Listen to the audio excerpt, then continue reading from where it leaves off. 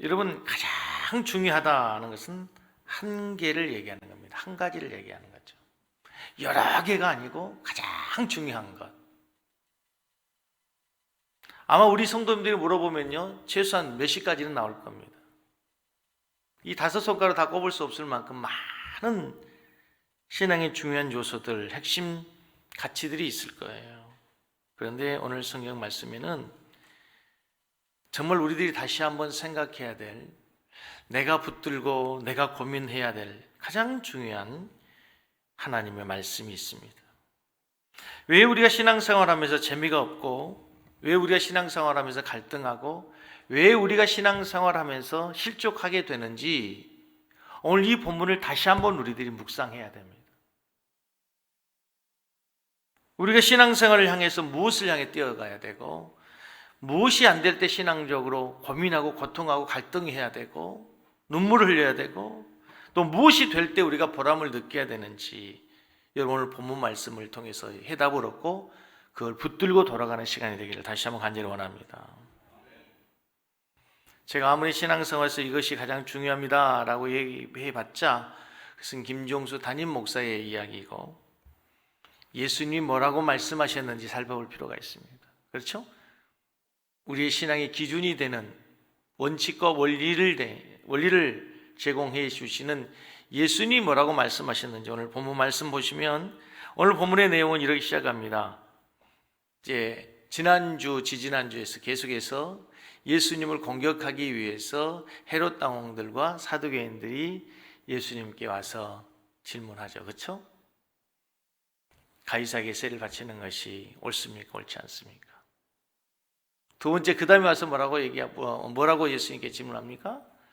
부활 때에 7 형제와 결혼한 그 여자가 과연 누구의 아내가 될 수 있겠습니까? 그 모든 난해한 질문들에 대해서 지혜롭게 대답하는 걸 보고, 오늘 율법의 선생인 서기관 중 한 사람이 이번에는 잘 대답하신 걸 알고 겸손한 마음으로 예수님께 질문하는 겁니다. 진심으로 그들이 궁금해서 질문하는 거예요. 모든 계명 중에서 무엇이 가장 큰 계명입니까? 오늘 28절 맨 마지막에 보시오. 예수께서 잘 대답하신 줄을 알고 나와 묻되, 같이 읽습니다. 모든 계명 중에 첫째가 무엇입니까? 유대인들의 전승에 따라서 모세오경에는 613가지의 율법의 계명이 있다고 얘기합니다. 몇 개? 613개.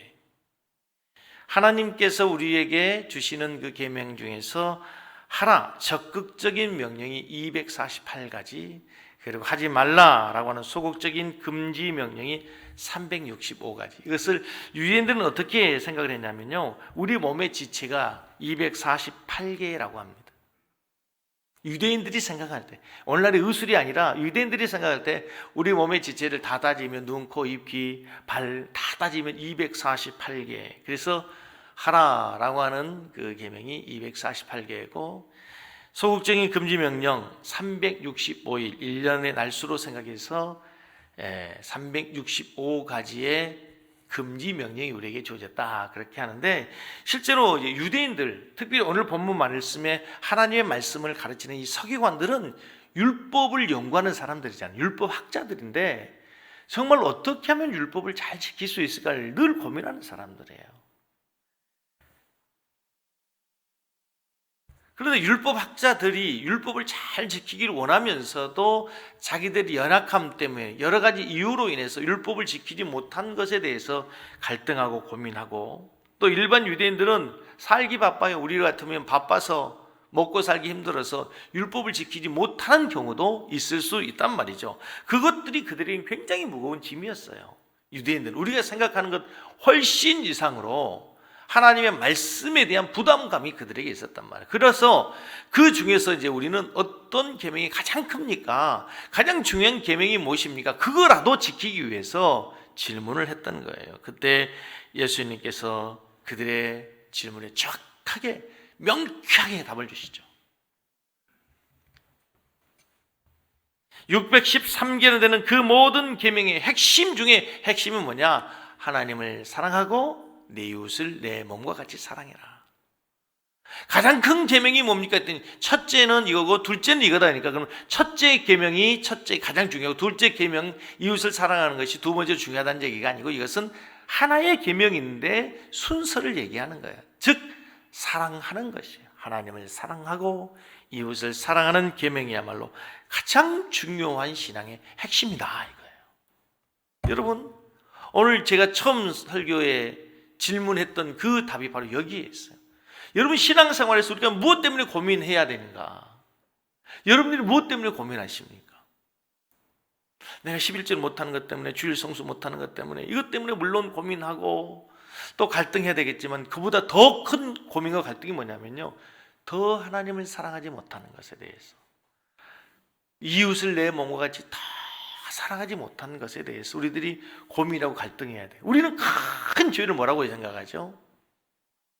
뭐 도둑질한, 거짓말하는 거, 아니면 뭐 배신하는 거, 아니면 뭐 7계명, 이런 것들을 우리는 가장 큰 계명으로 생각해서 인간의 윤리, 우리 한국 사람에게 윤리적인 의식, 유교적인 의식에 의해서 큰 죄와 작은 죄를 구분하지만, 성경에서는, 하나님의 말씀에서는 그것이 큰 죄가 아니라는 거예요, 여러분.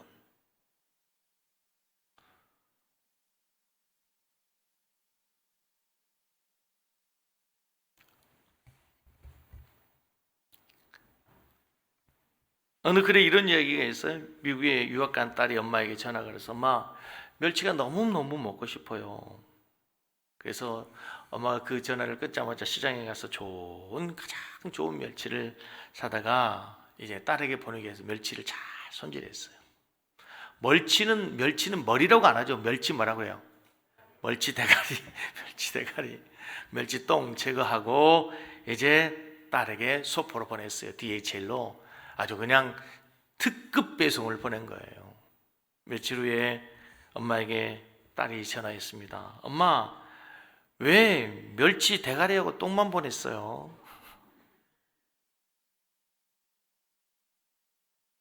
엄마가 뭘 보내야 되는데? 손질하고 난 멸치 그 몸통 좋은 걸 보내야 되는데, 어떻게 하다 보니까 버려야 되는 멸치 대가리, 멸치 똥만 보낸 거예요. 우리의 신앙생활이 그렇다니까.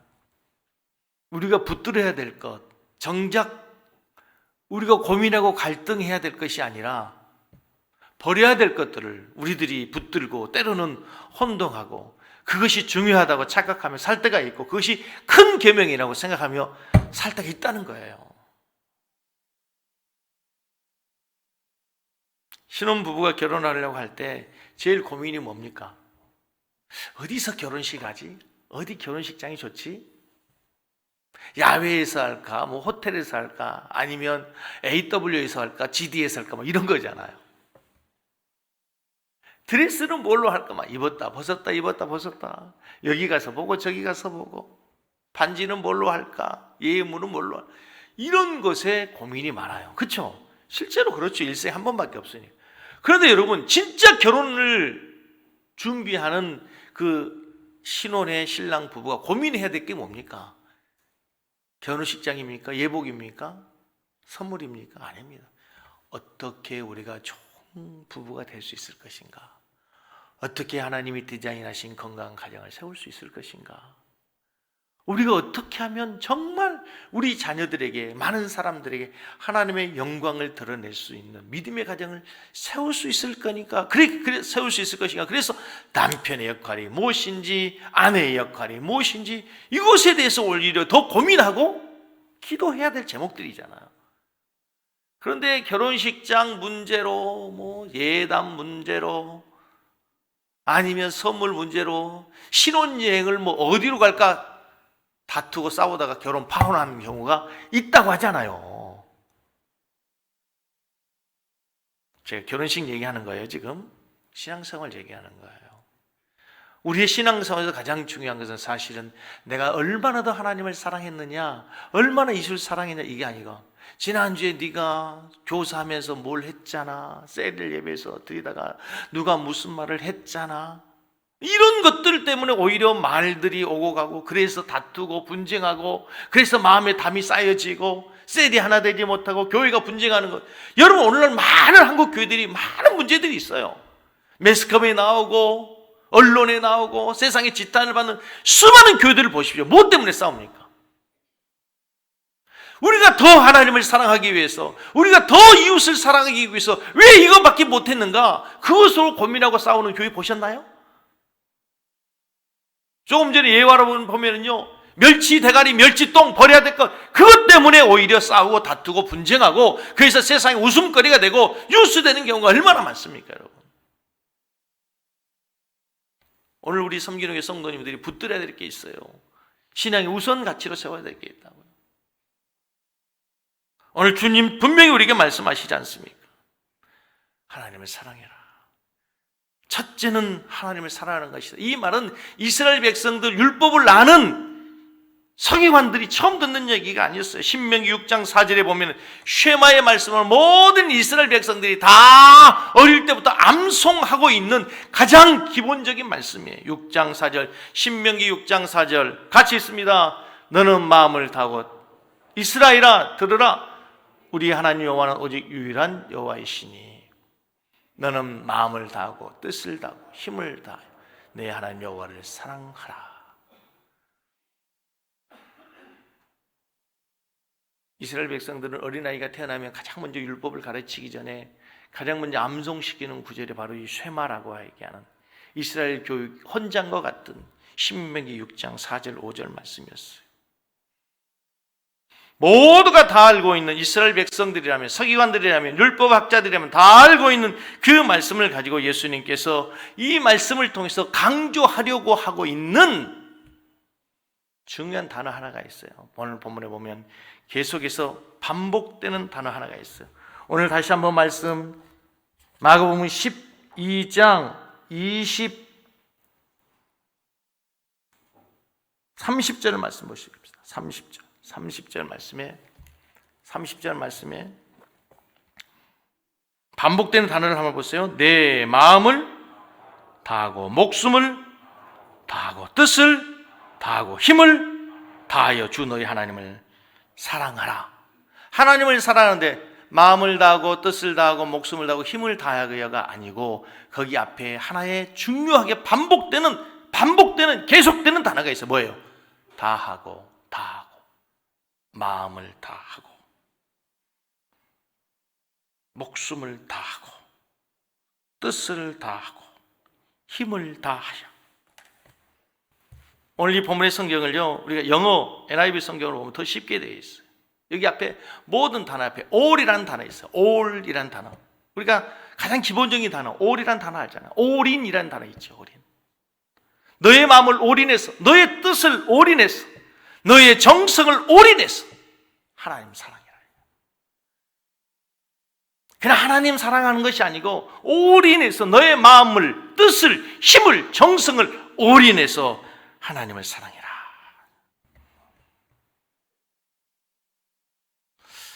이 구절을 읽으면서 여러분 어떤 생각이 드세요? 그냥 지나가면 안 되고요. 저는 이 구절을 읽으면서, 이 구절을 대하면서 때로는요, 자포자기, 절망감이 돼요. 우리가 어떻게 내 마음을 다해서, 뜻을 다해서, 힘을 다하여 어떻게 하나님을 사랑할 수가 있어요? 우리가 살아가면 어떻게 그렇게 다 할 수가 있어요?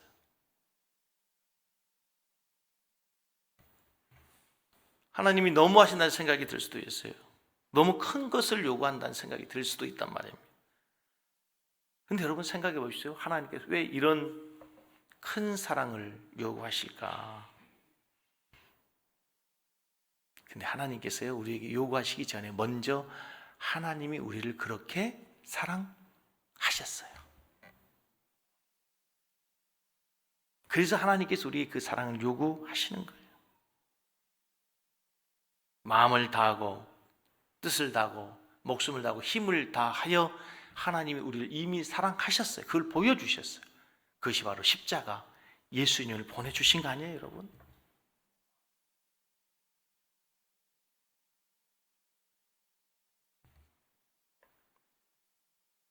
성경에서 이처럼 하나님을 사랑했던 많은 사람들이 있지만 우리는 다윗의 인생을 잠깐 생각해 볼 필요가 있습니다. 여러분. 다윗이 정말 가난한 목동으로서 누구에게도 인정받지 못했어요. 심지어는 아버지도 인정해 주지 않는, 별 볼 일 없는, 주목받지 못한 사람이었습니다. 다윗의 생애를 가만히 생각해 보십시오. 사무엘상에서부터 나오는 다윗의 인생을 추적해 보십시오. 다윗의 인생을 한마디로 요약하면 오늘 본문의 말씀처럼 마음을 다하고 목숨을 다하고 힘을 다하고 뜻을 다해서 하나님을 사랑했던 사람이에요. 다윗의 인생의 결정적인 순간들, 정말 영광스러운 순간들이 너무나 많았습니다.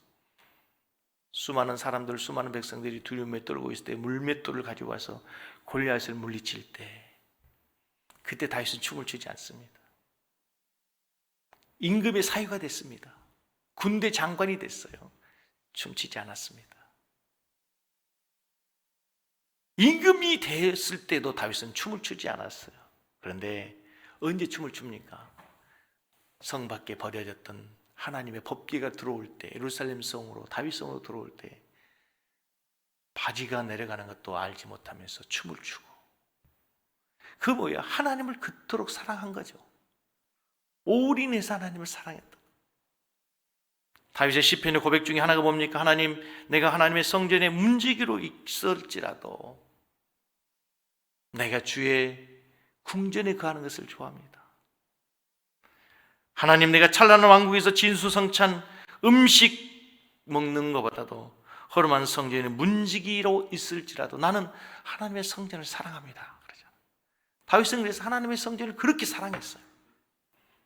그래서 자기의 모든 재산을 모았어요. 자기의 모든 가지고 있는 역량을 다 가지고 하나님의 성전을 건축하려고 했단 말이에요. 그런데 하나님께서 뭐라고 말씀하십니까? 너는 하나님의 평화의 상징인 거룩한 성전을, 나의 성전을 지을 자격이 없어.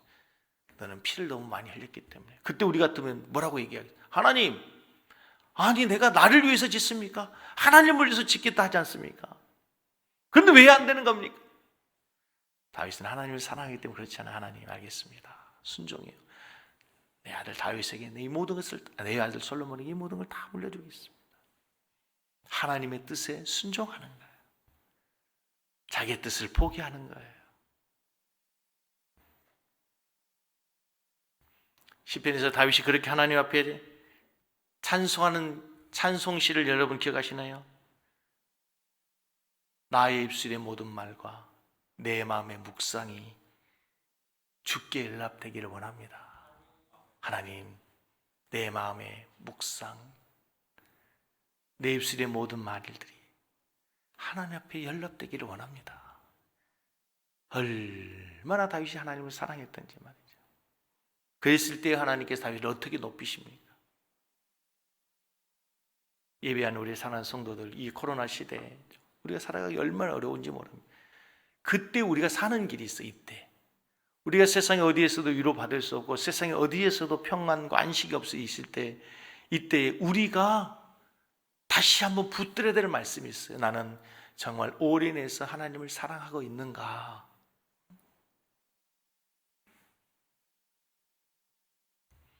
스스로 물어야 돼요. 나는 정말 하나님을 예배하고 하나님을 사랑하는데 최선을 다하고 있는가? 올인하고 있는가? 하나님을 사랑한다고 얘기하는데 최선을 다해서 최선의 모습으로 나는 예배를 드리고 있는가? 나는 최선을 다해 기도하고 있는가? 그렇죠? 최선을 다해서 올인해서 헌금하고 있는가?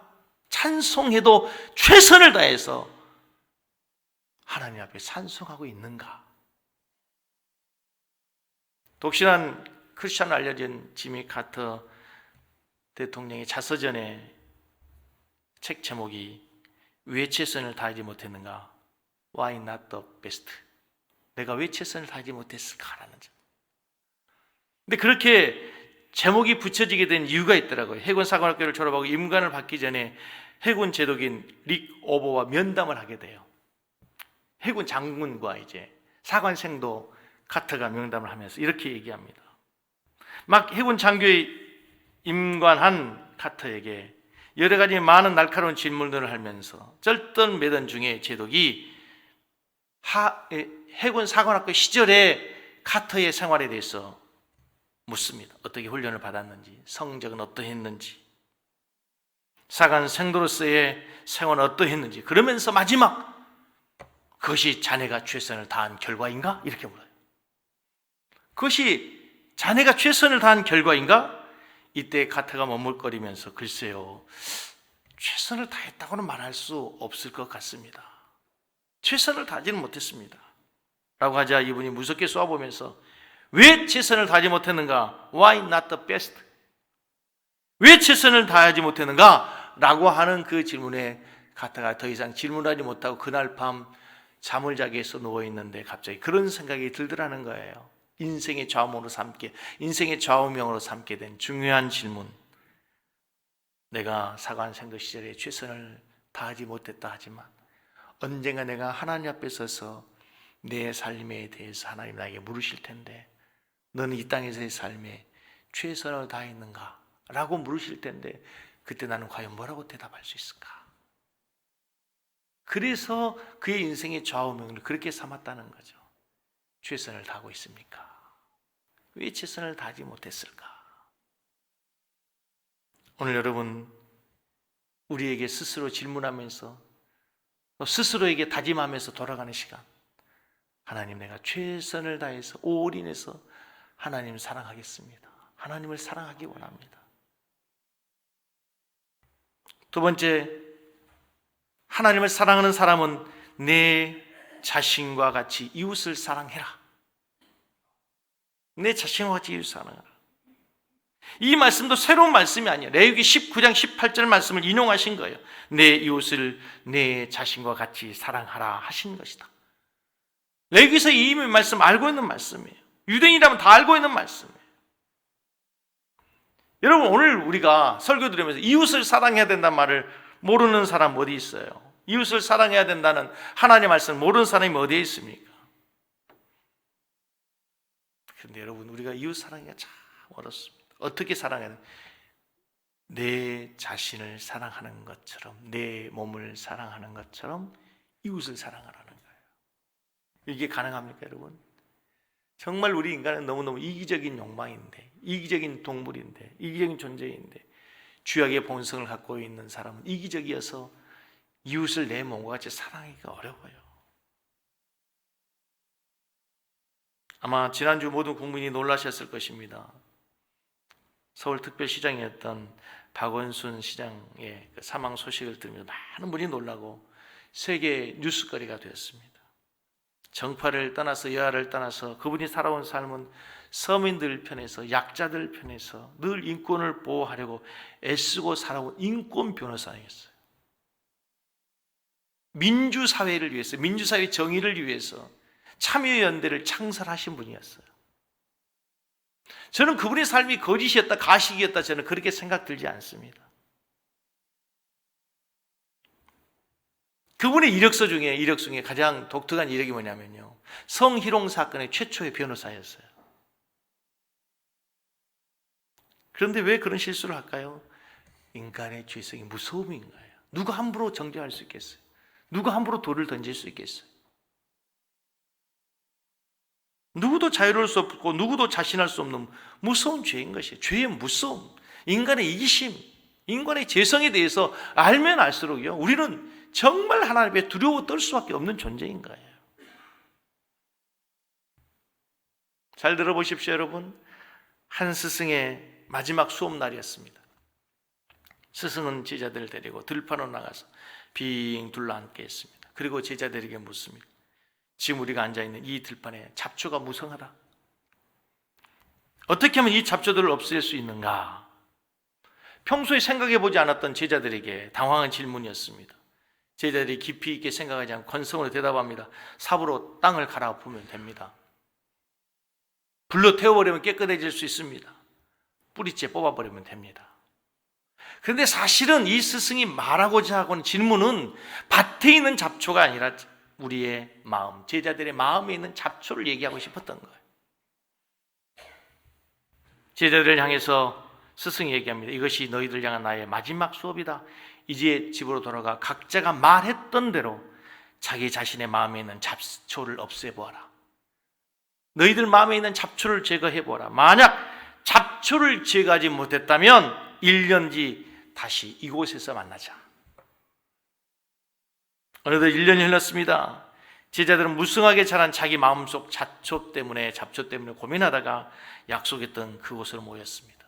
그런데 그곳에 잡초로 가득했던 그곳에 들판에 곡식이 가득했었습니다. 그리고 그 들판 한편에 이런 팻말 하나가 꽂혀 있었습니다. 들판에 잡초를 없애는 가장 좋은 방법은 그 자리에 곡식을 심고 가꾸는 것이다. 들판에 잡초를 없애는 가장 좋은 방법은 그 자리에 곡식을 심고 관리하는 것이다. 여러분, 이기심으로 가득 찬 우리의 마음에, 죄성으로 가득 찬 우리의 마음에, 여러분, 이웃을 내 몸과 같이 어떻게 사랑할 수 있습니까? 평생을 약자들 편에서, 서민 편에서, 정의 편에서 사회 민주화를 위해서 살아온 그의 마음도 스스로 다스릴 수 없고 문득문득 자라오는 죄악의 잡초를 제거하기 어려운 거예요. 어떻게 내 이웃을 내 몸처럼 사랑할 수 있을까? 이익심으로 가득 찬 인간의 마음과 생각으로는 불가능하다고 생각해요. 그래서 첫째 계명과 둘째 계명은 우선순위가 있어요. 우선순위가. 첫째, 하나님을 사랑하지 않는 그 마음에는 절대로 어떤 경우에도 이웃을 내 몸과 같이 사랑할 수가 없는 거예요. 이 계명을 해서 하나가 되는 거예요. 하나가. 하나님을 사랑하는 사랑으로 가득 차 있을 때, 하나님의 사랑이, 십자가의 사랑이 흘러 넘칠 때 나도 모르게 내 삶에서 이웃을 향한 사랑으로 흘러 넘쳐가게 되는 거예요. 모든 선교사들이, 모든 주의 종들이, 일평생을 복음을 위해 살았던 수많은 종들이 순간순간 죄악의 유혹이 있을지라도 그 사랑을 신철하며 살아가는 삶으로 나아갈 수 있는 것은 위로부터 부어주시는 하나님의 그 큰 사랑이 있을 때 가능하다는 사실을 믿으시기 바랍니다. 가뭄에 물이 말라 메말라가는 호수를 본 적이 있습니까? 비가 내리지 않아서 저수지 바닥이 쫙쫙 갈라집니다. 이슬이 오고 조금 비가 와도 그냥 먼지만 없어질 뿐 잡초가 무성해집니다. 그런데 어느 날 내일부터 비 온다면서요? 300mm, 400mm, 500mm 홍수가 납니다. 처음에는 먼지만 나던 호수에 물이 고기 시작하고 점점 차오르기 시작하고 마지막에는 어떻게 됩니까? 저수지 댐의 수문을 열어야 되는 거예요. 바짝바짝 말라가던 그 저수지 바닥에 물이 고이고 차고 넘치면 이제 그곳에 찼던 물을 흘러보내기 위해서 수문을 열어야 되는 거예요. 이기심으로 가득 찬 우리의 마음에 폭포수와 같은 하나님의 사랑이, 십자가의 사랑이 흘러 넘칠 때 비로소 이웃을 향해서 내 몸처럼 사랑하고, 때로는 내 것을 희생하면서 내 지갑이 열려지고 내 마음이 열려지고 시간이 열려지고 하나님의 사랑이 흘러 넘쳐질 수 있게 되는 줄로 믿습니다. 요한일서 4장 20절에서 21절 말씀, 이런 유명한 말씀, 기억해야 될, 새겨야 될 말씀이 있습니다. 누구든지, 같이 읽습니다. 누구든지 하나님을 사랑하노라 하고 그 형제를 미워하면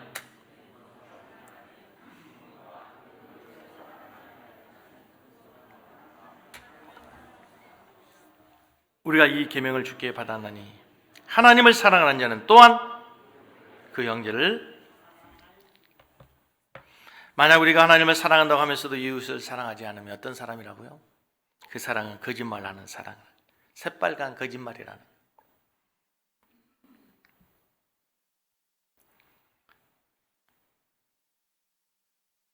우리 성도님들께서 기도해 주셔서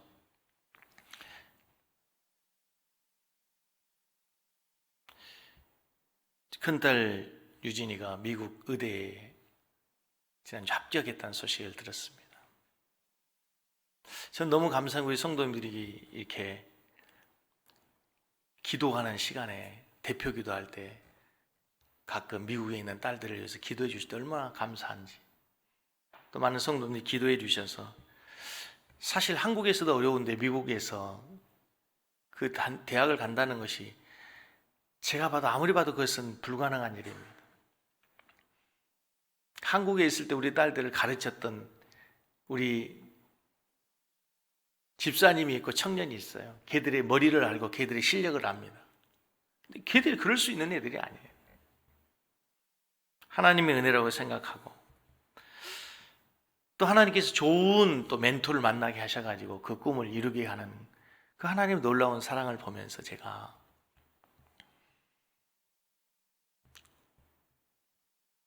마지막으로 딸에게 했던 얘기가 있습니다. 가정 예배를 드리면서 했던 말이 있습니다. 오늘 본문을 가지고, 세상에 유능한 의사, 훌륭한 의사는 참 많다. 그러나 정말 예수님의 마음을 가지고 예수님이 불쌍히 여기고 긍휼히 여겼던 그 가난한 자들, 소외된 자들,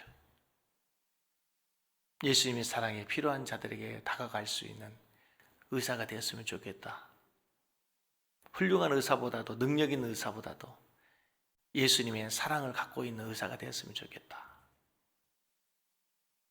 그 얘기가 의사에게만 해당되는 얘기가 아니라 우리 모두에게, 여러분 자녀들에게, 여러분 성도님들이 능력 있는 사람, 유능한 그리스도인, 직장인, 회사인보다도 더 중요한 것은 우리의 마음에 하나님의 사랑이 흐르고 예수님의 마음이 풍성해지는 그런 이 시대에 참된 크리스천들이 다 될 수 있기를 주님의 이름으로 간절히 축복합니다. 우리 한번 찬송하겠습니다.